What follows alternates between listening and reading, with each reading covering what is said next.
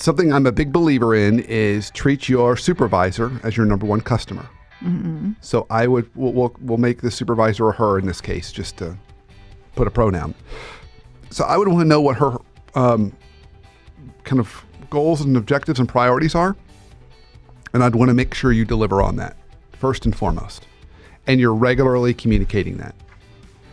Because when you make your supervisor happy and you treat them as your number one customer, they will tell other people how great you are. So they'll do some promoting on your behalf.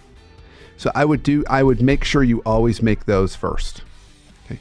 Now, if you have the bandwidth and the time, I would still also then address your other priorities and try and get those done.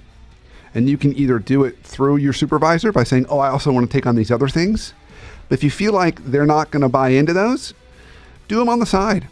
Just it's a case where if you feel like it's best for the organization, which is the comment in there, you don't necessarily have to have your supervisors buy in.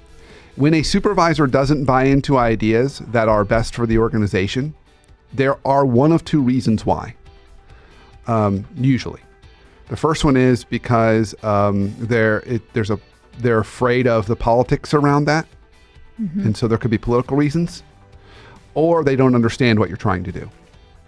A third might be there's not enough resources for it, but if you think you can get it done, then you can get it done. Sure. So if you feel like you can't get their buy-in, just go ahead and do it anyway.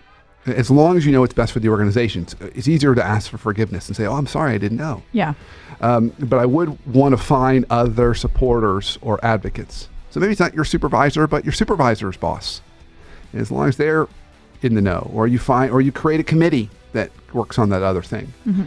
But to go back to the main point, make your supervisor's priorities first. They're your number one customer, and then put yours after that.